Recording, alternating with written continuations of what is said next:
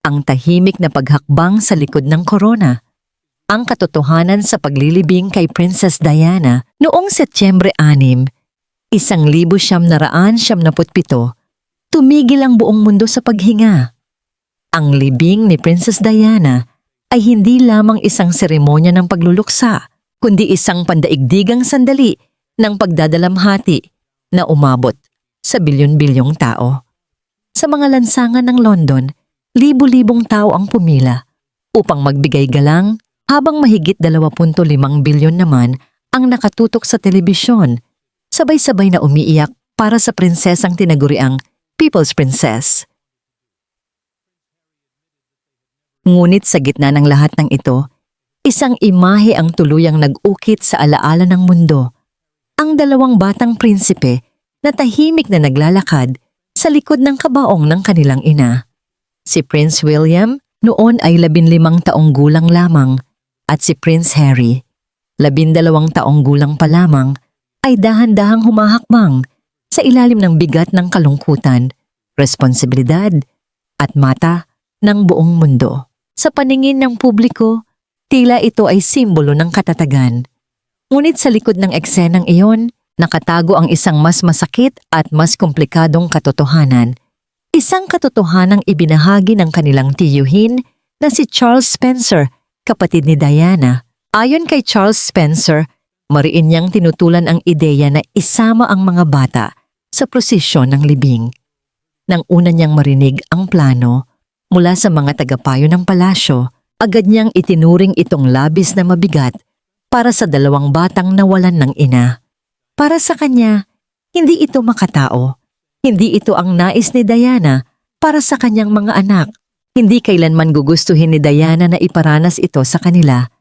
Ayon sa kanyang paglalahad ng damdamin, para sa kanya, ang ideya ng dalawang batang prinsipe na ilalantad sa harap ng milyon-milyong mata habang nagdadalamhati ay isang anyo ng emosyonal na pasakit na hindi dapat pinilit. Ngunit ang kanyang pagtutol ay hindi agad pinakinggan.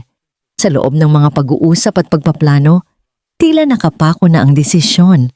Ang sagot sa kanya ay malamig at formal. Napagpasyahan na ito. Sa isang sistemang puno ng tradisyon at tungkulin, ang personal na pagnanais ay tila walang lugar. Sa gitna ng diskusyon, may isang sandaling nagpabago sa kanyang pananaw. Sinabi sa kanya na ang mga batang prinsipe raw ang nagdesisyon na sumali sa prosesyon. Para kay Charles Spencer, iyon ang naging huling argumento na nagpatigil sa kanyang pagtutol. Kung ito ang kagustuhan ng mga bata, wala siyang karapatang makialam. Ngunit sa paglipas ng panahon, lumabas ang masakit na katotohanan. Sa mga panayam at pag-amin ni Prince Harry, lumitaw na hindi sila kailanman binigyan ng tunay na pagpipilian. Sa murang edad, sila ay sinabihan lamang kung ano ang gagawin. Ang desisyong inakala ng kanilang tiyuhin na voluntaryo ay isa palang utos mula sa mas mataas na institusyon. Ang kaalamang ito ay nagdulot ng malalim na pagsisisi kay Charles Spencer. Ayon sa kanya, kung nalaman lamang niya ang buong katotohanan noon, hindi niya kailanman hahayaan na mangyari ito. Para sa kanya, ang sandaling iyon ay hindi lamang bahagi ng seremonya. Ito ay isang sugat na tumatak sa pagkabata ng dalawang batang nawalan ng ina sa pinakamasakit na paraan. Sa mismong araw ng libing, ang London ay tila nakabalot sa katahimikan at pagluha. Ang mga bulaklak ay umapaw sa Kensington Gardens, ang mga sulat ay nakalatag sa mga tarangkahan, at ang hangin ay puno ng bigat ng pagkawala. Sa gitna nito, ang prosesyon ay dahan-dahang gumalaw patungo sa Westminster Abbey. Sa bawat hakbang ng dalawang prinsipe, ramdam ang bigat ng mundo. Ang kanilang mga mukha ay nakatungo. Ang kanilang mga mata ay puno ng pigil na emosyon. Sa paningin ng publiko, sila ay larawan ng dignidad. Ngunit sa likod ng katahimikang yon ay dalawang batang pilit na lumalaban sa unos ng kalungkutan na hindi pa nila kayang unawain. Para sa marami, ang eksenang yon ay naging simbolo ng katapangan.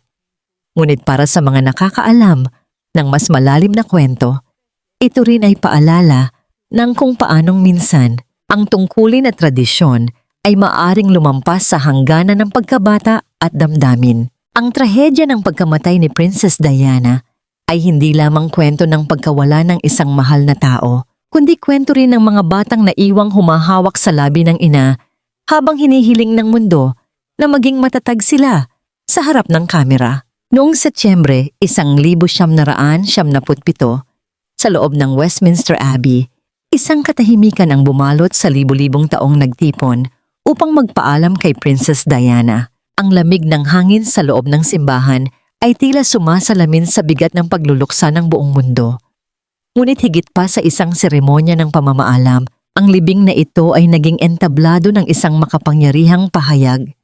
Isang yuluhiyang nagmula sa kanyang sariling kapatid na si Charles Spencer. Sa mga oras na yon, si Charles Spencer ay tila bamanhid. Ayon sa mga nakasaksi, para bang ang kanyang damdamin ay tuluyang pinatigil ng bigat ng trahedya. Hindi lamang siya nawalan ng isang kapatid, nawalan din siya ng paniniwala na nagawa niyang protektahan ito mula sa mundong matagal na umanong humahabol at lumalapas tangan kay Diana. Ang sakit para sa kanya ay hindi lamang personal. Ito ay isang pakiramdam ng kabiguan nang hindi na mababawi pang pagkakataon. Habang nakatayo siya sa harap ng libu-libong tao, alam niyang ang sandaling iyon ay hindi na lamang tungkol sa pagdadalamhati. Isa rin itong sandali ng pagtutuos.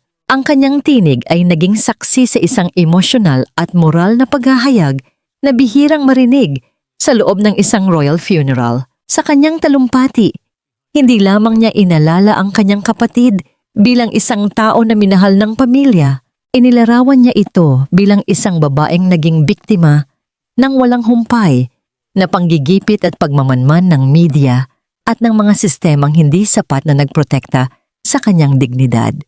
Para kay Spencer, si Diana ay hindi lamang isang prinsesa.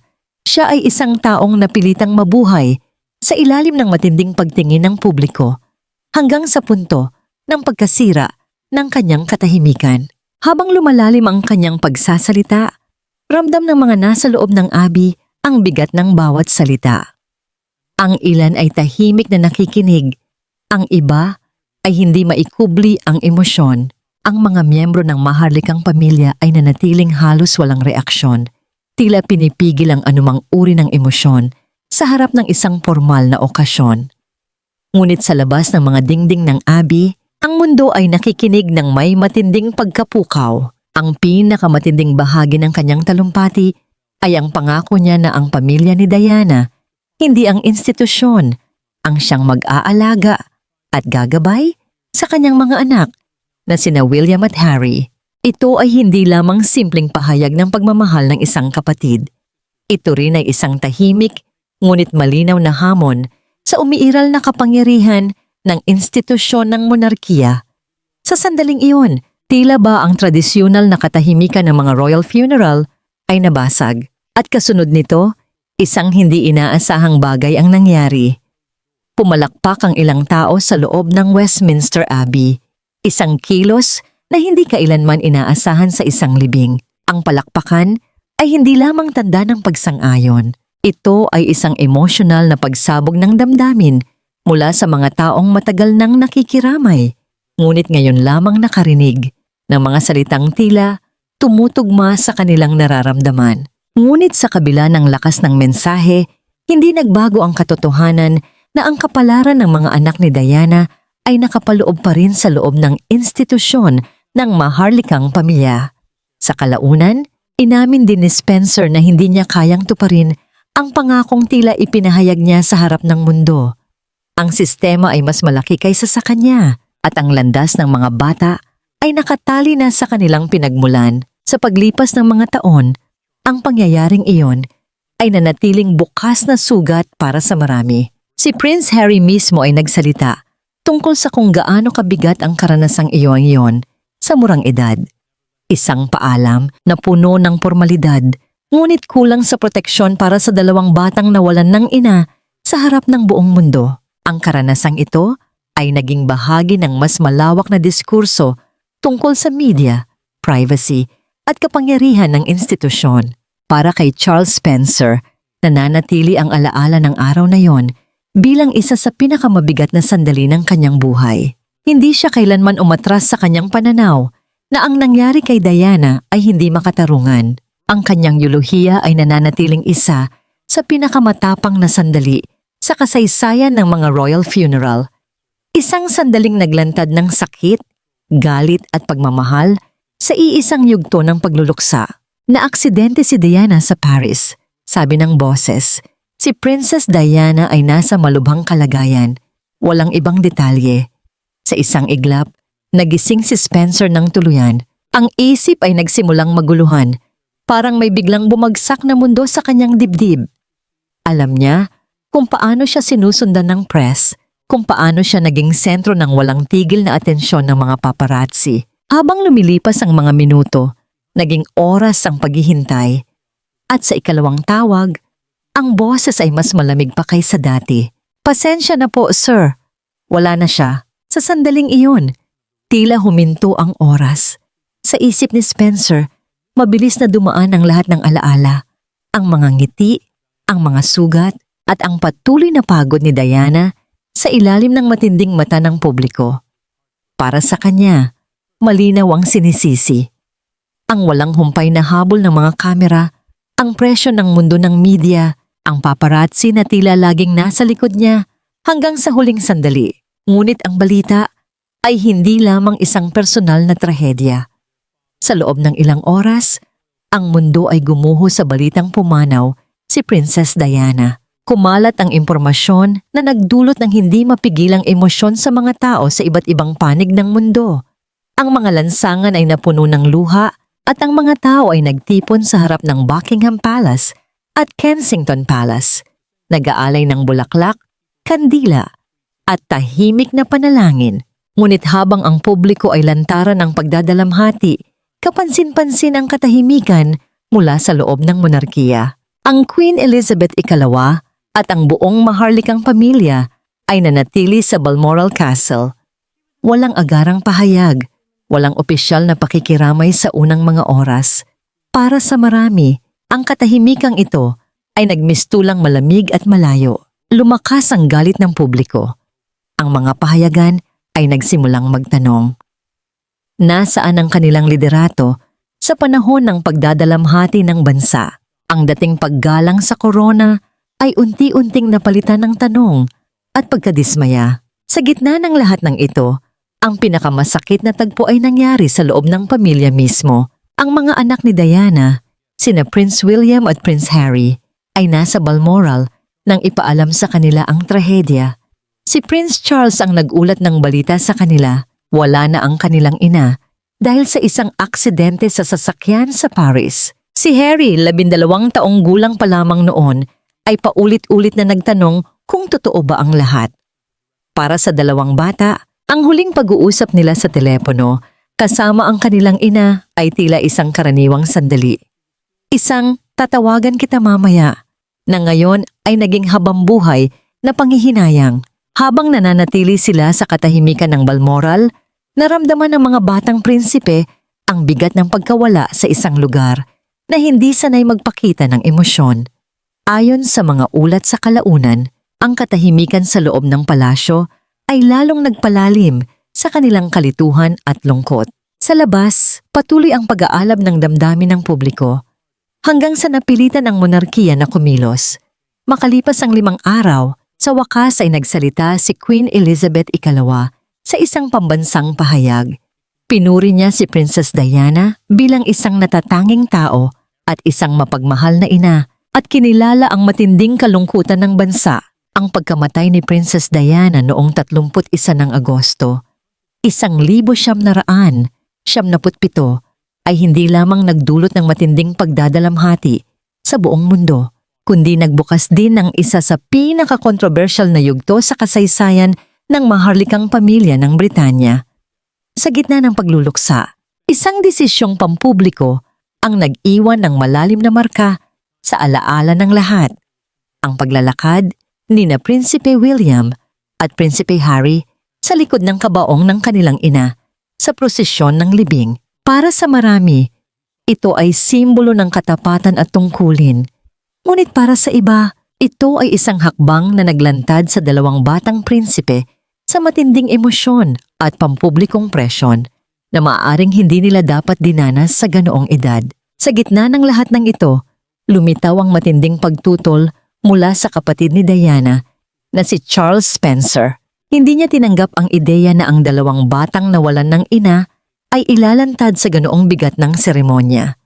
Ayon sa kanya, ang desisyong iyon ay hindi lamang emosyonal na mabigat, kundi maaaring magdulot ng pangmatagalang sugat sa isipan ng mga bata. Ang kanyang pagtutol ay hindi isang tahimik na mungkahi lamang. Ito ay naging isang masalimuot na laban sa pagitan niya at ng institusyong Maharlika. Habang papalapit ang libing, mas lalong umiigting ang tensyon. Ipinaglaban ni Charles Spencer na ilayo ang mga bata sa mismong prosesyon sa likod ng kabaong. Para sa kanya, ang proteksyon ng mga bata ang dapat unahin kaysa sa tradisyon o imahe ng monarkiya. Subalit hindi naging madali ang kanyang laban. Ang desisyon ay naipatupad pa rin at ang eksenang yon ay nasaksihan ng milyon-milyong tao sa buong mundo. Isang larawan ng dalawang batang prinsipe na naglalakad sa likod ng kabaong ng kanilang ina habang sinusundan ng mata ng publiko at media. Ang kaganapang yon ay naging isa sa pinakamatinding sandali ng pambansang pagluluksa sa Britanya. Ngunit sa likod ng seremonya, nanatili ang sugat ng hindi pagkakasundo. Para kay Charles Spencer, hindi natapos ang laban sa araw ng libing. Sa mga sumunod na taon, paulit-ulit siyang nagsalita laban sa kanyang nakita bilang kabiguan ng sistemang Maharlika na protektahan si Diana noong siya ay nabubuhay pa. Ipinahayag niya sa maraming panayam na si Diana ay hindi kailanman tunay na tinanggap ng institusyon. Mula sa pagiging isang batang babae na pumasok sa pamilya na puno ng pag-asa, unti-unti siyang nalugmok sa isang sistemang mahigpit, malamig, at puno ng inaasahan. Ayon kay Spencer, si Diana ay kailangang ngumiti sa publiko habang tahimik na dumaranas ng matinding kalungkutan at presyon sa loob ng palasyo. Sa pagkalas ng kanyang kasal, lalo pang lumayo si Diana sa proteksyong inaasahan niya mula sa maharlikang pamilya. Sa halip na mabigyan ng sapat na seguridad at pangunawa, naiwan siyang harapin ang walang humpay na atensyon ng media. Para kay Spencer, ito ang isa sa pinakamabigat na pagkukulang ng institusyon, ang pag-iwan sa isang babae na minamahal ng publiko ngunit walang sapat na proteksyon mula sa sistemang kanyang kinabibilangan. Ang kanyang pinakamakapangyarihang pahayag ay naganap sa libing mismo. Sa harap ng isang nagdadalamhating mundo, binigyang diin niya na si Diana ay hindi kailanman kailangang umasa sa titulo upang maging makapangyarihan sa puso ng tao. Ang kanyang magic, ayon kay Spencer, ay nagmula sa kanyang sarili, sa kanyang kabutihan, tapang at malasakit. Ang mensaheng ito ay tumama hindi lamang sa media, kundi pati sa mismong pundasyon ng monarkiya. Ngunit higit sa lahat, nagbigay siya ng pangako para sa dalawang batang naiwan, sina William at Harry. Sinabi niya na sila ay poprotektahan at hindi hahayaang maranasan ang parehong kapalaran ng kanilang ina. Para sa marami, ito ay naging simbolikong hamon sa institusyon, isang paalala na ang susunod na henerasyon ay hindi dapat dumanas ng parehong pagkukulang. Sa mga sumunod na taon, nanatiling kritikal si Spencer. Hindi niya binawasan ang kanyang mga salita at hindi rin siya nag-atubiling ilahad ang kanyang galit. Ayon sa kanya, si Diana ay naging biktima ng isang sistemang hindi nakinig sa kanyang mga hinaing. Ibinahagi rin niya na sa mga huling sandali ng buhay ni Diana, naramdaman nito ang matinding kalungkutan at pagkakahiwalay. Ang epekto ng trahedyang ito ay hindi natapos sa isang henerasyon. Ang mga prinsipe na sina William at Harry ay lumaki na may bigat ng karanasang yon. Sa kalaunan, lalo na kay Harry, naging malinaw ang mga sugat na iniwan ng sistemang kanilang kinalakhan. Ang mga tanong tungkol sa proteksyon, kalayaan, at presyo ng pagiging bahagi ng maharlikang pamilya ay muling lumitaw sa bagong anyo. Sa huli, ang laban ni Charles Spencer ay hindi lamang tungkol sa isang seremonya o isang desisyon sa libing. Ito ay tungkol sa mas malawak na tanong ng responsibilidad, proteksyon, at katarungan. Ang paglalakad ni na William at Harry sa likod ng kabaong ng kanilang ina ay naging simbolo hindi lamang ng personal na pagkawala, kundi ng isang institusyong sinubok ng emosyon, tradisyon, at kritisismo. Sa likod ng kinangnang monarkiya, may mga kwentong hindi kailanman ganap na nakikita ng publiko. Mga kwentong puno ng sakit, tunggalian, at mga desisyong nag-ugat sa trauma. Isa sa pinakamatinding halimbawang ito ay ang buhay at pamana ni Princess Diana at kung paanong ang kanyang karanasan ay nag-iwan ng malalim na bakas sa kanyang mga anak na sina Prince William at Prince Harry at sa kanyang kapatid na si Charles Spencer. Matagal nang iginiit ni Charles Spencer na may mga pagkakataong hindi narinig ang boses ng kanyang pamilya. Isa sa mga pinakamasakit na yugto ay ang desisyon ng palasyo na ipailalim ang batang sina William at Harry sa isang pampublikong ritual ng pagluluksa matapos ang pagkamatay ni Diana.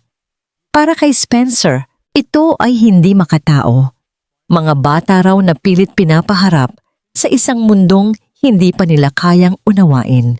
Lumaban siya, nakipagtalo sa mga opisyal ng palasyo at iginiit na sila ay masyadong bata para sa ganoong bigat na responsibilidad ng publisidad at tradisyon. Ngunit gaya ng maraming naunang pagtutol, hindi siya pinakinggan. Ang desisyon ay itinuloy at kalaunan, ang bigat ng karanasang yon ay mismong inamin ni na William at Harry bilang isang uri ng trauma na mahirap kalimutan. Para sa kanila, hindi lamang ito seremonya. Ito ay unang pagkakataon ng pagharap sa mundo habang ang kanilang puso ay wasak. Sa paglipas ng mga taon, lalong lumalim ang sugat. Si Harry, lalo na, ay madalas ikinumpara sa kanyang ina. Ang kanyang pagiging sensitibo, pagiging bukas, at minsan ay paglabag sa tradisyon ay nakitang refleksyon ng Princess Diana. Ngunit sa likod nito ay ang mas mabigat na katotohanan, ang alaala ng isang ina na kinuyog ng media, iniwang mag-isa sa gitna ng intriga at kalaunan ay nasawi sa isang trahedyang tumatak sa kasaysayan. Sa mga panayam sa kanyang pagtanda, inamin ni Harry na sa tuwing nakakakita siya ng kumikislap na kamera ng paparazzi, bumabalik sa kanya ang alaala ng 1997, ang gabing tuluyang nagbago ang kanyang buhay. Ang sakit na yon ay hindi lamang personal. Ito ay naging pundasyon ng kanyang mga desisyon bilang adulto. Habang lumalaki ang kanyang sariling pamilya, kasama si Meghan, Duchess of Sussex, nakita ni Harry ang mga pattern na tila inuulit ng kasaysayan. Ang parehong presyo ng media, ang mga negatibong headline, at ang pakiramdam ng kakulangan ng proteksyon mula sa institusyon ay nagpaalala sa kanya ng naranasan ng kanyang ina. Sa kanyang mga pahayag, malinaw ang kanyang damdamin, tila inuulit ang kasaysayan, at hindi siya maaaring manatiling tahimik habang nangyayari ito muli. Ang naging resulta ay isa sa pinakamabigat na desisyon sa modernong kasaysayan ng maharlikang pamilya, ang pag-alis ni na Harry at Meghan sa kanilang mga royal na tungkulin noong 2020. Para sa ilan, ito ay rebellion. Ngunit para kay Harry, ito ay mas malalim. Isang anyo ng kaligtasan, isang pagtatangka na putulin ang siklong patuloy na bumabalot sa kanyang pamilya mula pa sa panahon ni Princess Diana. Sa kabilang banda, si Charles Spencer ay nanatiling tahimik sa publiko tungkol sa desisyong ito. Ngunit maraming palatandaan na nauunawaan niya ang pinanggagalingan ng kanyang pamangkin. Sa loob ng maraming taon, siya rin ay naging kritikal sa mga institusyong sa kanyang pananaw ay nabigong protektahan si Diana. Kaya para sa kanya, ang desisyon ni Harry ay hindi basta pagtakas. Ito ay isang anyo ng pagpapatuloy ng laban ng kanyang ina. Sa huli, ang kwento ng pamilyang ito ay hindi lamang tungkol sa korona o kapangyarihan. Ito ay tungkol sa mga tao, mga anak na lumaki sa ilalim ng mata ng mundo, isang ina na naging simbolo ng parehong pagmamahal at trahedya, at isang institusyong patuloy na hinahamon ng sarili nitong kasaysayan. Hanggang ngayon, nananatiling buhay ang mga tanong. Maaari bang magbago ang isang institusyong Matagal nang nakaugat sa tradisyon? O ang mga desisyong gaya ng ginawa ni na Harry at Meghan ang tanging paraan upang putulin ang siklong minsang bumalot kay Princess Diana? Sa pagitan ng pananahimik at paglaban, sa pagitan ng tradisyon at kalayaan, patuloy na umiikot ang kwento, isang pamana ng sakit, pag-ibig at paghahanap ng sariling tinig sa loob ng anino ng korona.